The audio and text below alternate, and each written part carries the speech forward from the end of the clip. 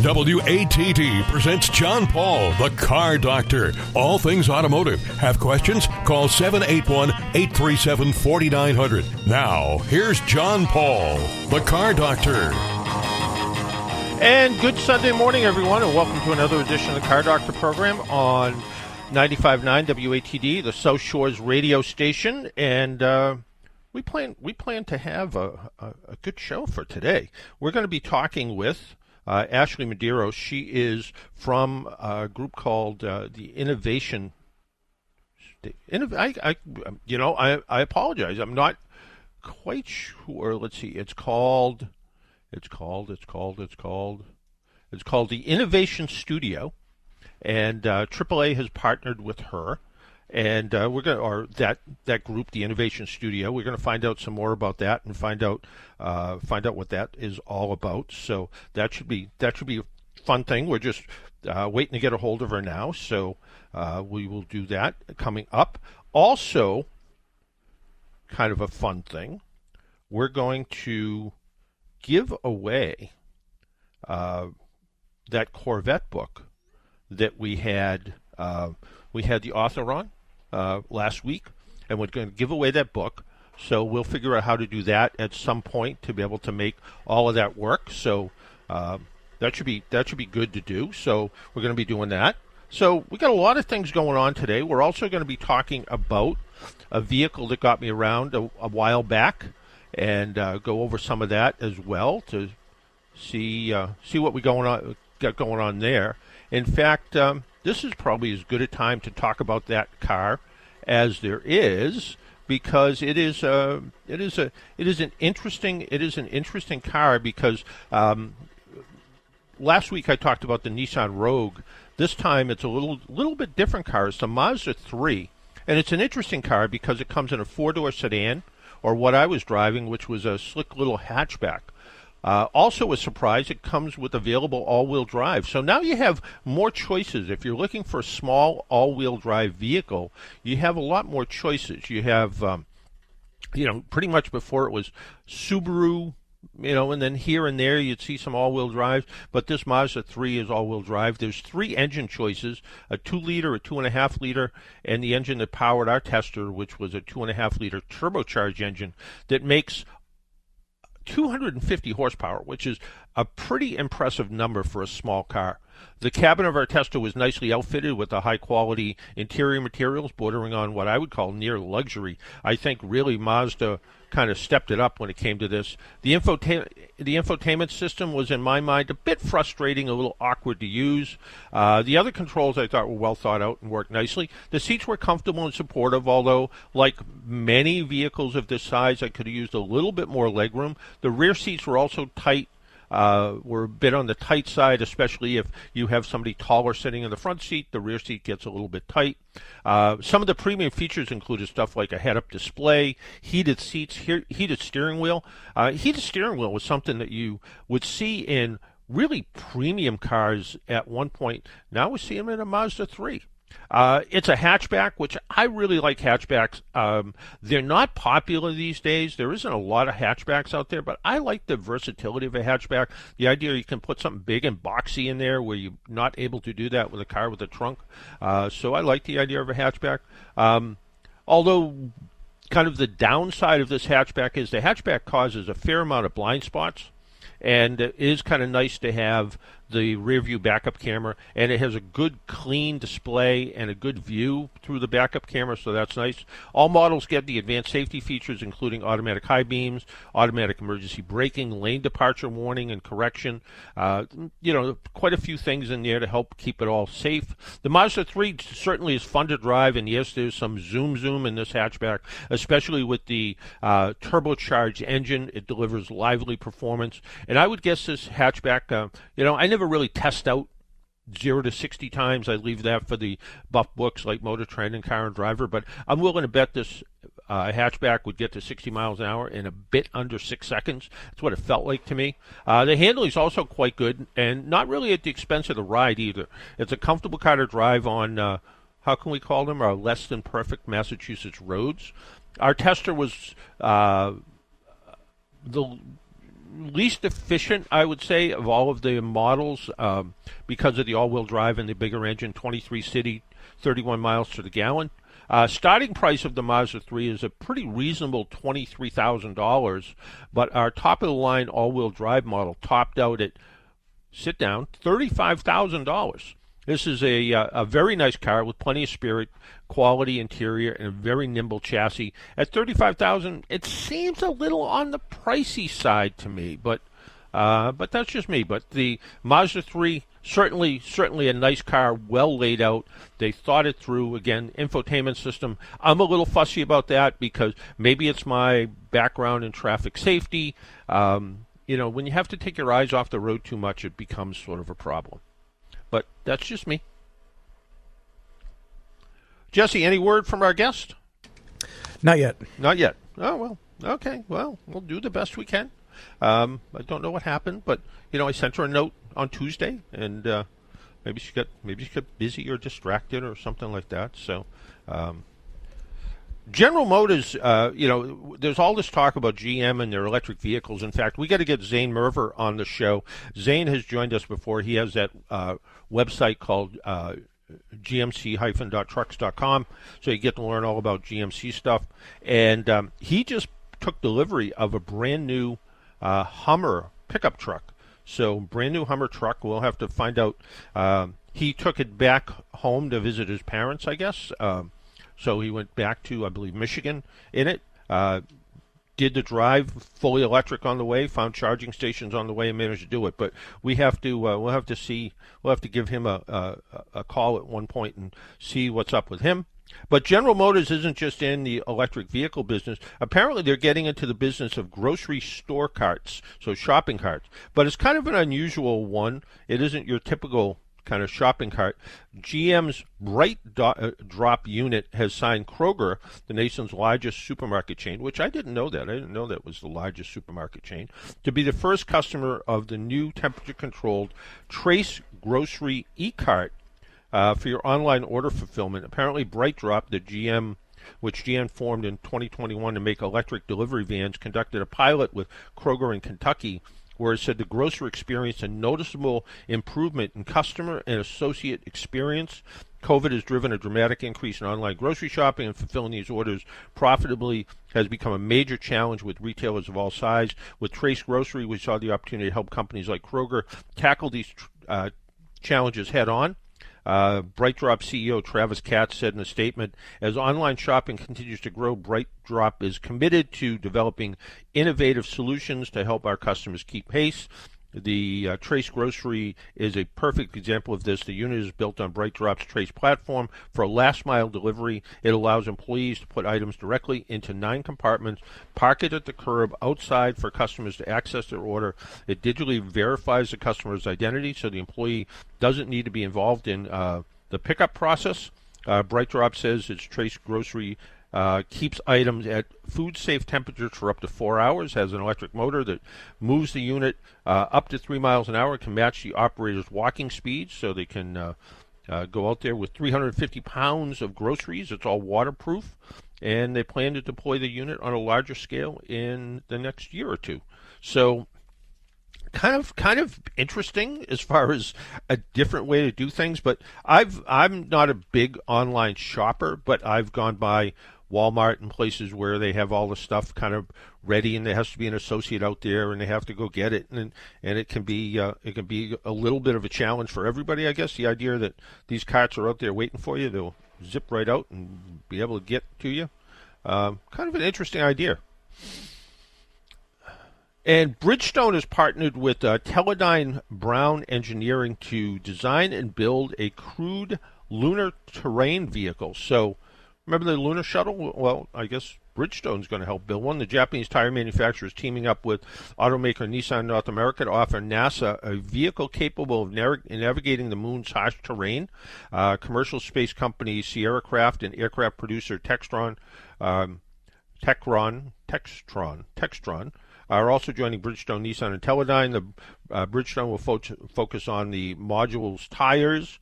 In the news release last week, the company alluded to using its first airless tires, which Bridgestone is working on them, but Michelin already has them.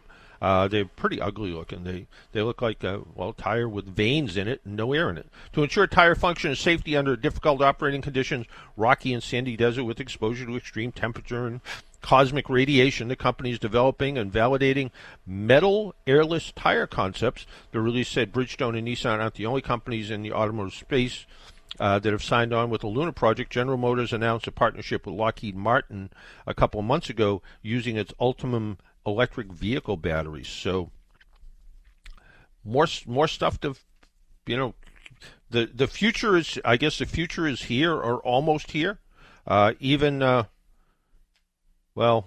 Google's co-founder has a flying car company, but we'll see how that goes. Kitty Hawk, the air taxi company backed by billionaire Google co-founder Larry Page, will be closing down, dealing a setback in the long elusive dream of developing flying cars.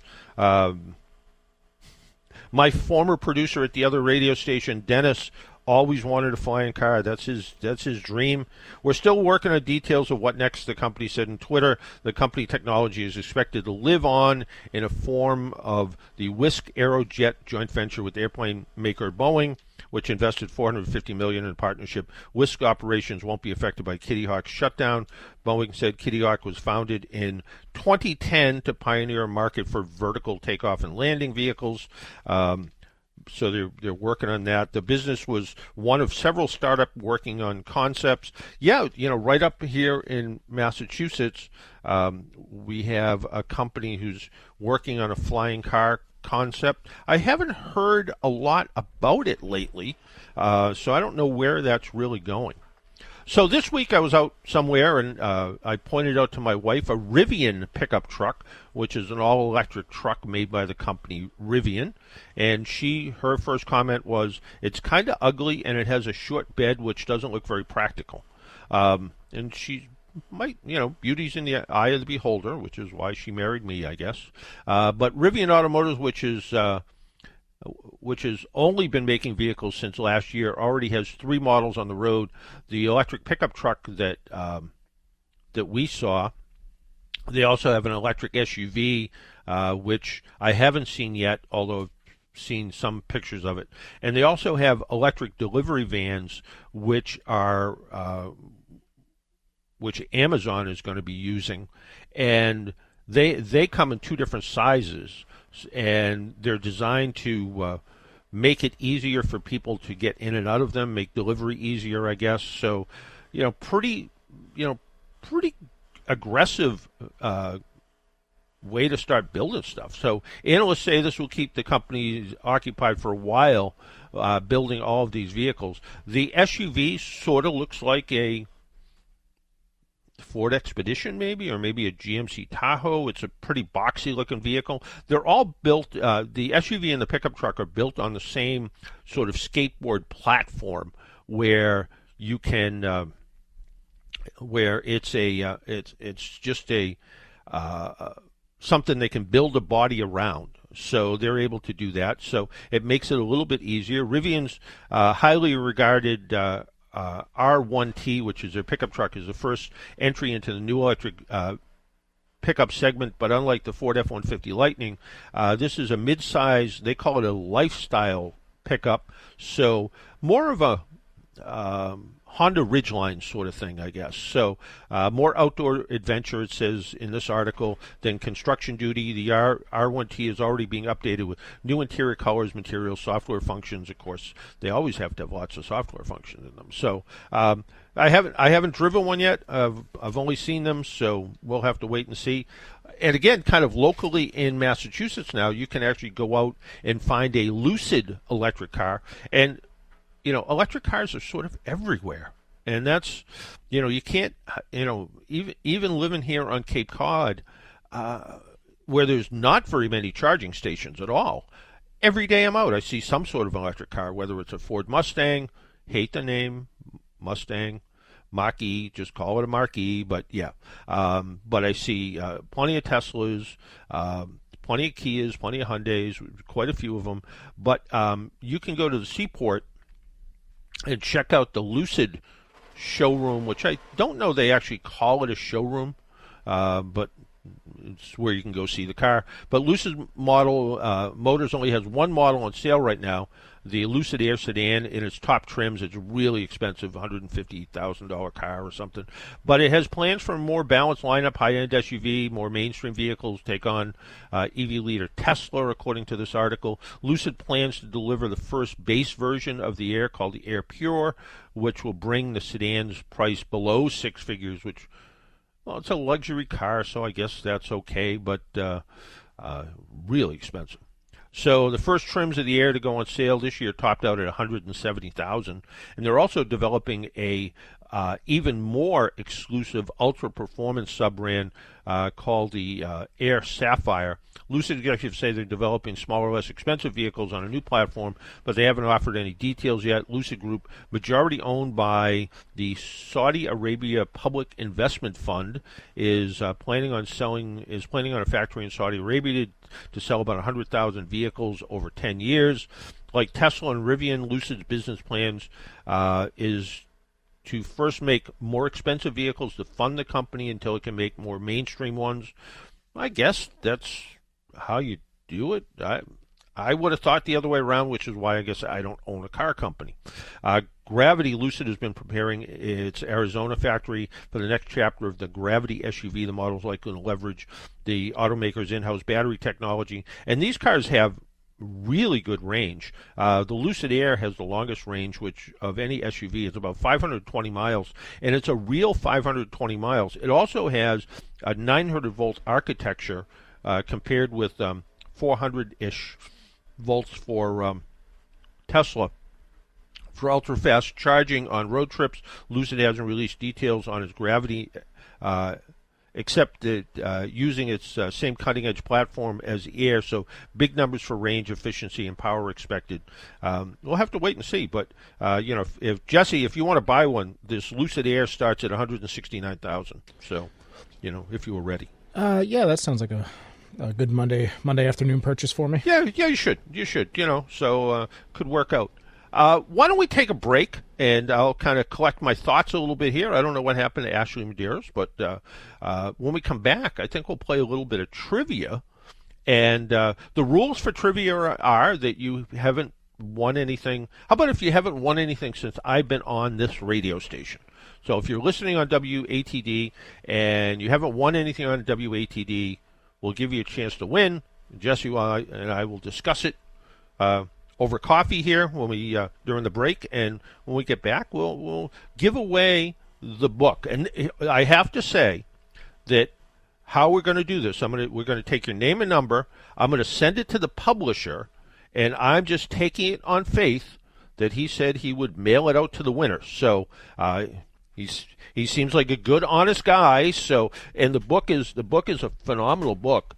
Talking about it last week, it was the name of the book is Corvette 70 Years, the One and Only. The author is Richard Prince, and it is a beautiful book. Not just beautiful because it's got some great photography in it, which Richard's a photographer, but also lots of detail about Corvette and Corvette racing, and just a lot of detail. You can tell a lot of thought went into this.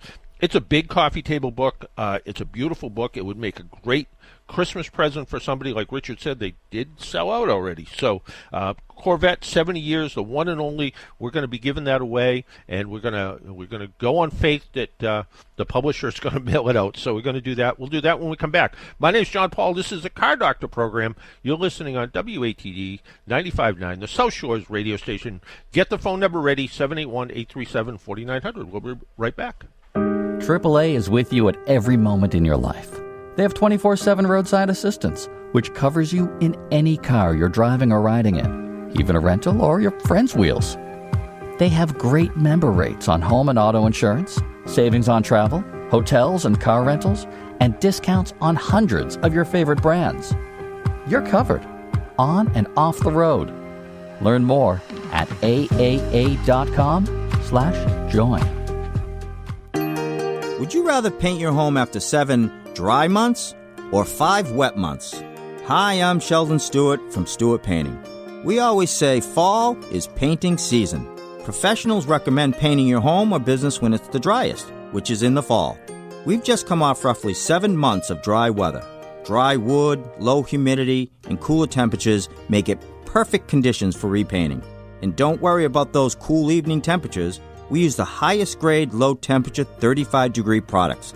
Additionally, if you have any spots of wood rot, we strongly recommend that you let our full carpentry division take care of it now.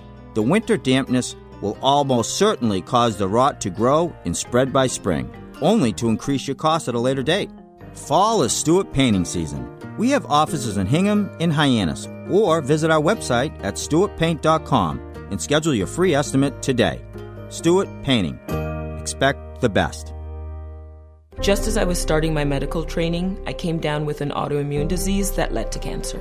I needed a liver transplant. Fortunately, I got one from someone who registered as a donor. As a physician, I understand the barriers to organ donation. Some people think their organs are too old or just don't want to think about dying. But one organ donor can save up to 8 lives. People who register as donors are heroes, and I'm here thanks to my hero. Be a hero. Register at registerme.org. Sponsored by New England Donor Services.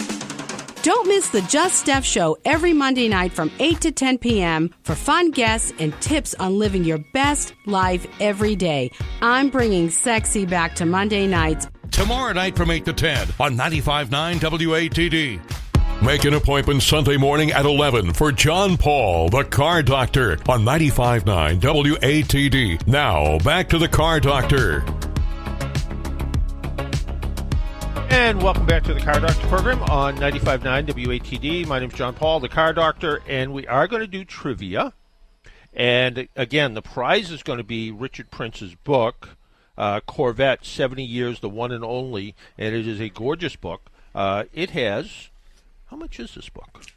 This book, according to the back, if you live in the UK, it's 45 pounds.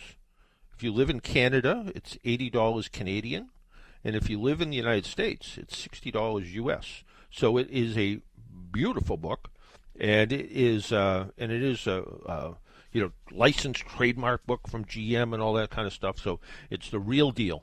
So here's the question, and our phone number. So write it down: 837-4900, area code 781-837-4900, and what year, and we know Corvettes were started in the 50s and made to this day, but what year did GM not make a Corvette?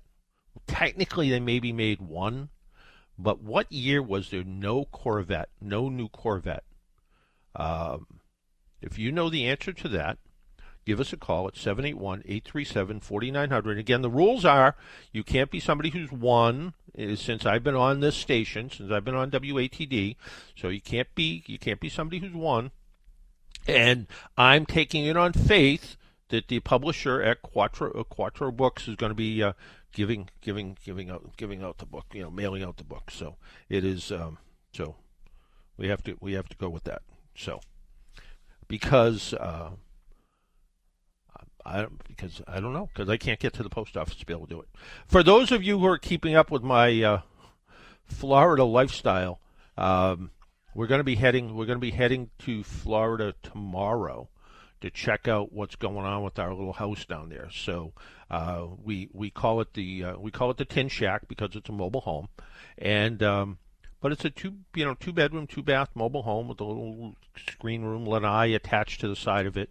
But we're going to be heading down, probably first thing in the morning tomorrow, and we'll do it over a couple of days. So hopefully get there Wednesday.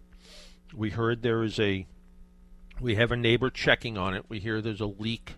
Now it has developed a leak inside the house because they've gotten a pretty good amount of rain over the past couple of days. So that's going to need some attention. So we had a few callers on the line. We have, I believe it's Joe from Norwell.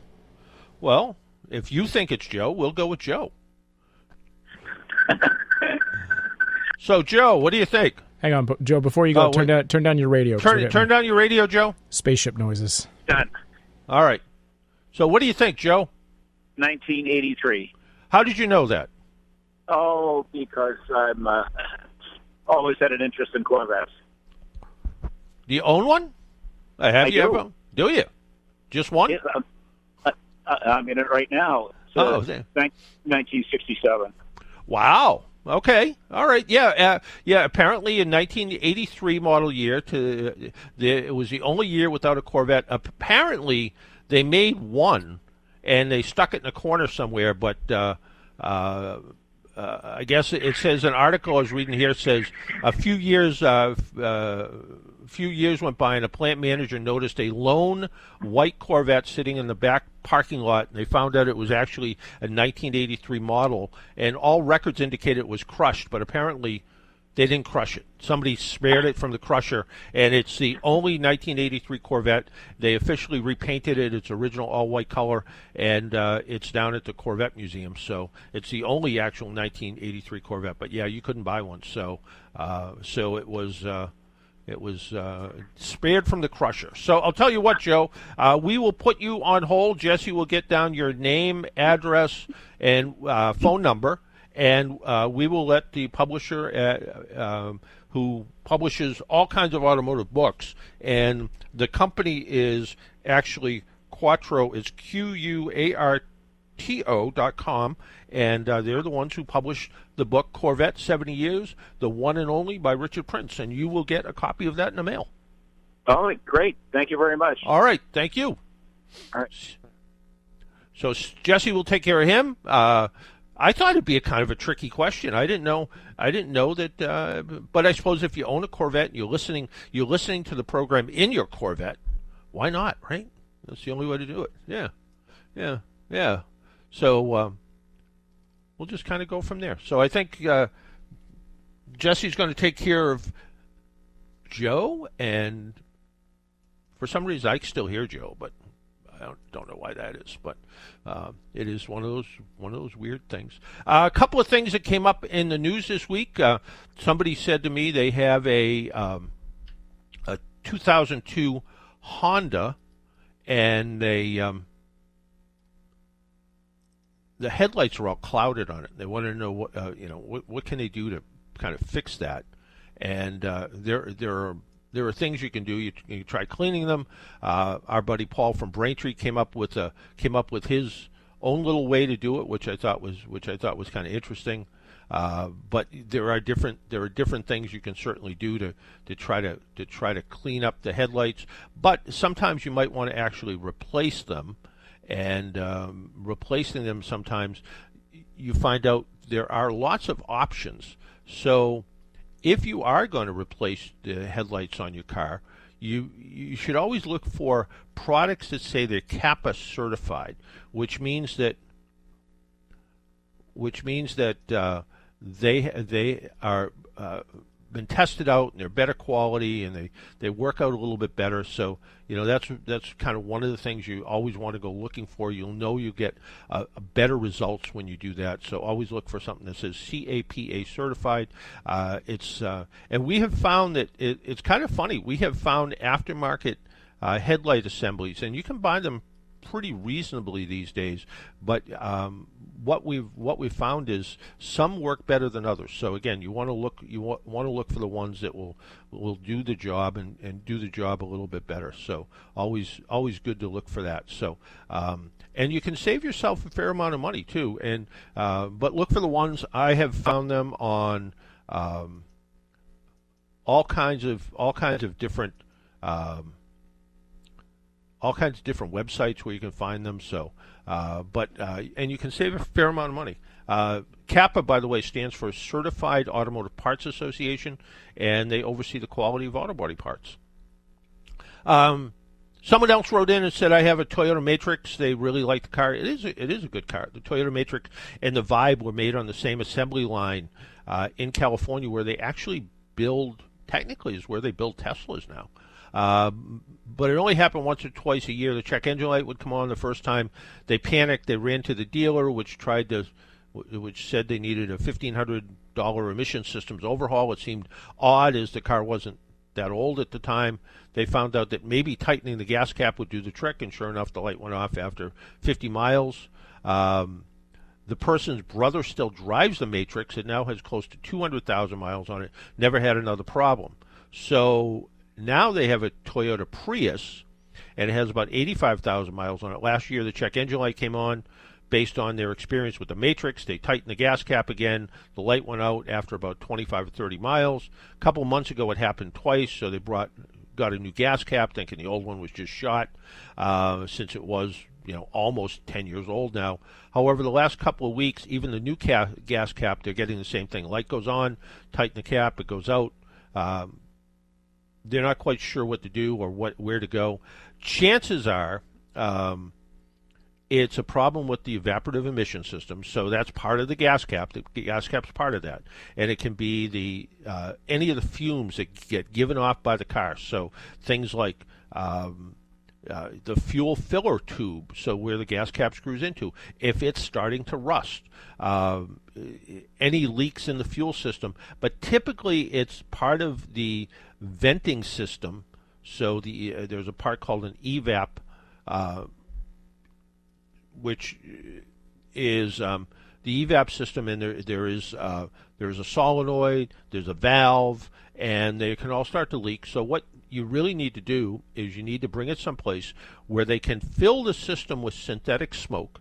And so they fill it up with synthetic smoke, and then they take a bidirectional scan tool, and they operate the solenoids, and they click things on and off, and they look literally for the smoke to leak out. And when they see the smoke leak out, usually in this car it's a purge valve, and they'll replace it. So there you go. Someone was listening to the radio program from a while back, and they said they were looking for a car cover for their Ford Mustang that they're putting away for the winter, and they asked me, what kind of car covers I like, and the one that I had, and I will say had, was from Empire Covers. It was down in the car in Florida, and it was the car in Florida was in a carport. The car cover seems to be missing, as is the carport. So the carport's missing now too. So, but normally I'm very pleased with Empire car covers. I've had the Volkswagen that we have in Florida. It's been down there for a few years now. I cover it over with an Empire car cover. Generally, every year it stays right where it's supposed to. You take the car cover off, the car looks nice and shiny, just like I put it away. So it works out good. The other one is a company called Cover Seal. And it's a weighted car cover, and it does a pretty good job of keeping out rodents and stuff, because it actually has a band of sand, so it goes all around the bottom of it. Thing weighs about 50 pounds, so it stays on the car pretty well. Except if it's super windy or stormy. Last year I had it covering the old car that we have here, the old Volkswagen that we have here on the Cape, and it actually did manage to blow off during one of our nor'easters last year. I was a little surprised it did, because we've had some 30 and 40 mile an hour wind, and it didn't budge. What's nice about it, we have a fair amount of chipmunks, squirrels, moles, rabbits kind of around here. And I kind of want to keep them out of the car. And this is nice because it goes all the way to the ground. It fits very loosely, so when it blows around, it actually doesn't, it's not like it's sealed in a big plastic bag, so it's not like it's going to hold condensation in it, which as it blows around, it sort of keeps the condensation from building up inside it. At least that's what they tell us. But I think it did a pretty good job of protecting the car last year. So it is... that car is under that cover now, and hopefully it'll be okay. So they're not 100% waterproof. They allow some breathing, but they're pretty water resistant. So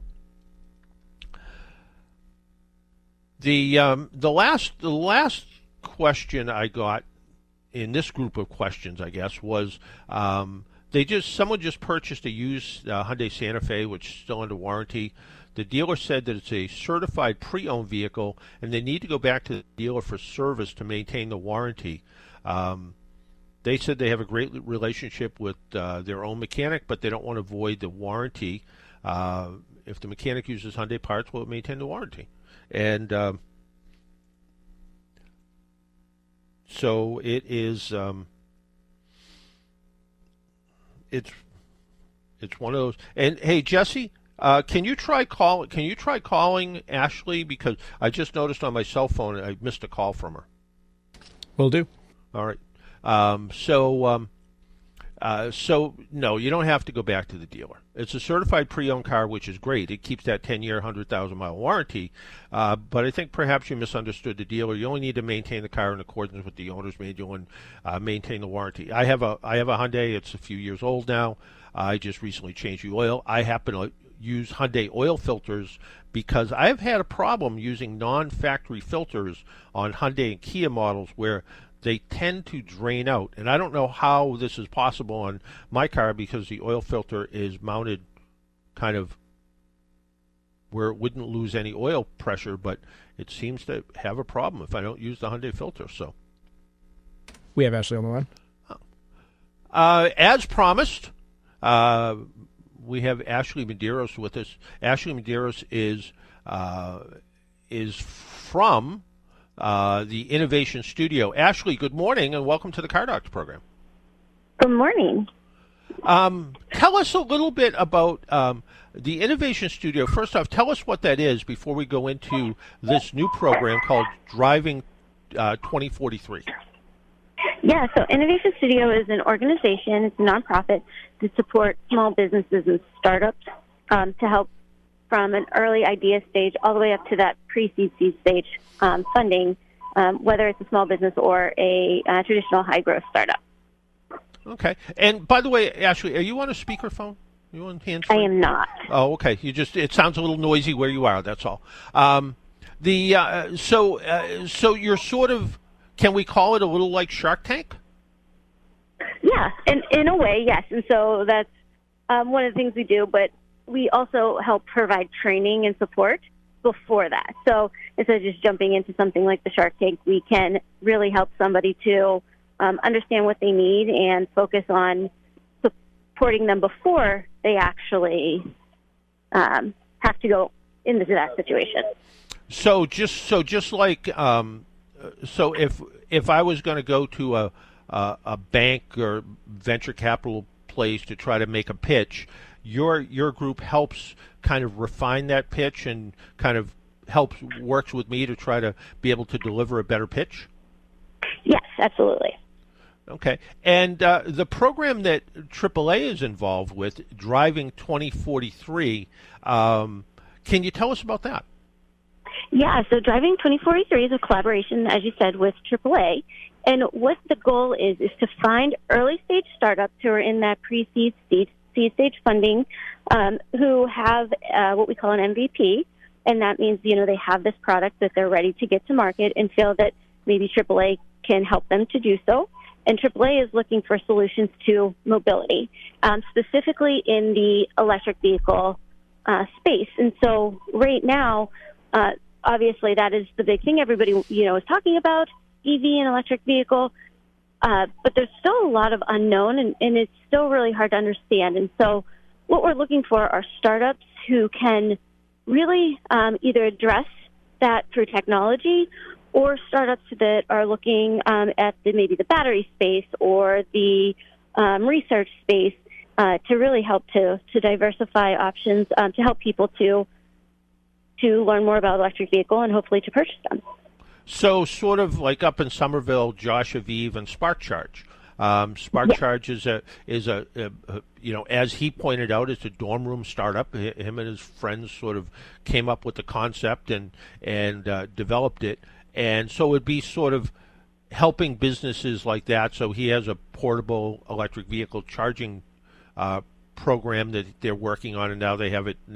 They can go out in trucks and charge up and set up charging at rest areas without that kind of hundreds of thousands of dollars worth of infrastructure set up. So you're looking for it could be something like charging systems, but it also could be other ways to try to make consumers feel comfortable if they do decide they want to transition to an electric vehicle, right?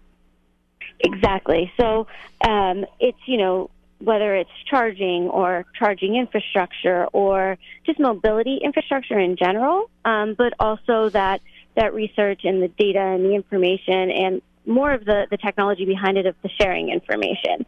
And so I think we all, know what an EV is, but it's how do you purchase it? How do you charge on it? How do you, what do you need in your home? What if you don't live in, a home where you can plug in? What are the different options for you? And so we're really looking for a wide range of startups in that space. And you don't have to actually have your prototype. That's one of the things we're going to help people to really advance their technology who are in that pre-seed stage, might not have had funding yet, and are really looking to advance their idea to that next step. Well, it certainly sounds pretty exciting, and this is something completely new that AAA Northeast, we've never been involved in anything quite like this, and I know some of the other AAA clubs in Northern and Southern California have their own kind of incubator space, and a little separate from AAA, and you go in there and there's people kind of quietly working away at projects that don't relate to the typical map and tow sort of that AAA knows that we're known for, but this is something that people can start to apply for now. And what are some of the deadlines that people need to keep in mind if they're thinking about they have a product or something they want to do, and that's something they need to do before the beginning of December? Yes. So the deadline is December 7th, I believe, and that is for the first round. And so what I've been telling people is just apply. See if it's something that we see it as a possible match. The first round, we're accepting quite a few startups. And the first round is really learning about how to pitch and how to storytell and making sure that you are set up for success. And then once we that cohort goes through, we'll ask those cohort members to submit a 3-minute pitch via video, and then we will work with the team at AAA and in their new department to really figure out and narrow that down to people who really we see going to the next step, and then that next step is taking the workshops and learning about. From AAA. So, having that opportunity to really understand the mobility that's already out there, the systems in place. I mean, AAA has so many members across the country and so much information to share that for any startup in this space, this is just going to be a great learning opportunity. And then there'll be another round in which the finalists really get to meet one-on-one with leaders at AAA and to really understand what they're looking for and what they're doing and how their products fit into that corporate innovation space, and really learning from really experts in the field.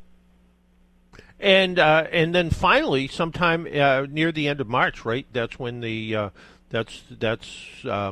last pitch night, and that's when it all happens, right? Yeah, and so the last pitch night is that final demo to really showcase your idea, and I believe there's some small cash prizes, but at the same time, you're getting this opportunity to stand up and have a really solid pitch deck. And AAA is probably not going to be the only ones there watching. And so your solution may be something that AAA wants to invest in and look in further to, but you never know who else will be there, other VCs or other angels within that space who are really looking at that clean tech and mobility infrastructure. And so it's a great opportunity to learn and to grow your startup, to gain some great tools, solidify your pitch, solidify making sure that your MVP is really at a place that somebody wants to invest in, and then getting that opportunity to do so.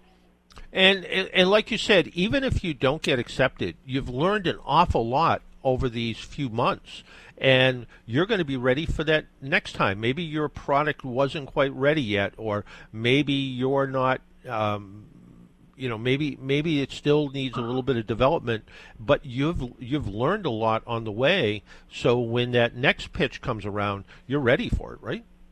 Exactly, and that's our whole thing. And I think that's what we love about working with AAA so much too. Is it's not just about that final product for them. It's really about helping these startups to really learn and grow, and being part of that ecosystem that really helps everybody. And so, yeah, even if you don't make it to that final round and really get to pitch, you are going to learn a lot. And then at Innovation Studio and even AAA, we all want to continue to work with you so that you can continue to learn and grow, and hopefully the next time are ready and can pitch. Yeah, it sounds really exciting, and it doesn't have to be. This isn't this isn't just something that a college student dorm room startup. This is for all ages and kind of all somebody who just has an idea that could work, right? Yes. And so that's the one thing that Innovation Studio really focuses on, is that innovation is for everyone. And, we want to give anybody who really has that dream and drive to be an entrepreneur the tools to succeed. And so we find actually a lot of people who apply aren't those dorm room startups. They're people who might have been in an engineering field or, a computer programming field for many years. But, I always say when I was in college, entrepreneurship wasn't this talked about. And so they didn't have these opportunities to know, like, oh, wait, this is something that I could have done, or this is something that I could have moved into.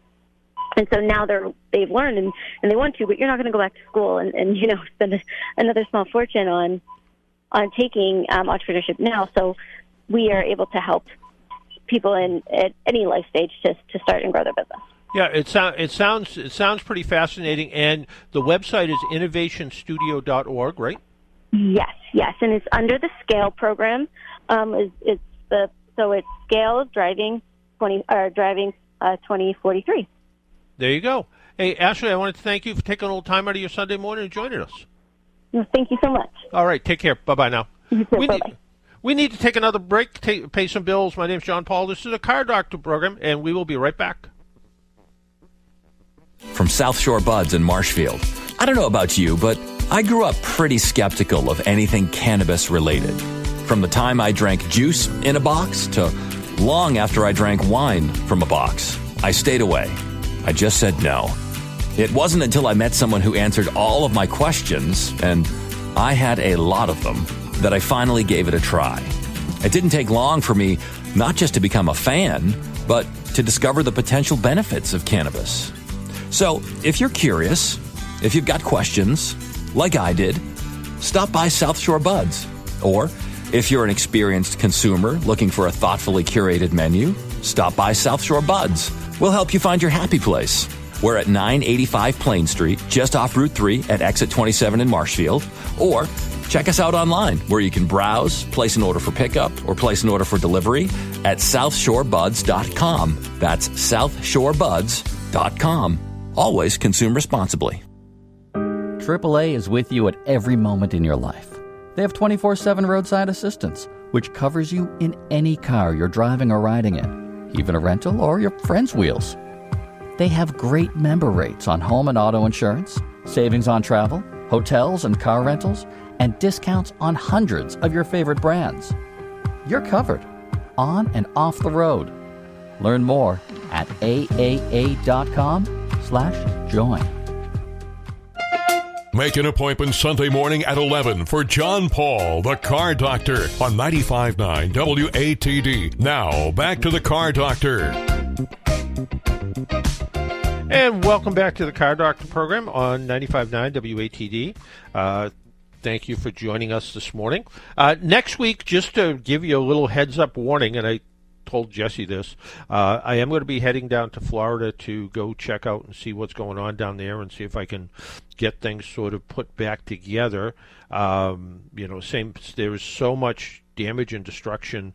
The idea of finding a roofing contractor who does that sort of specialized roofing is probably almost impossible. So, at this point, if all I can do is get down there and get a tarp over everything to keep it dry is probably the best I can hope for.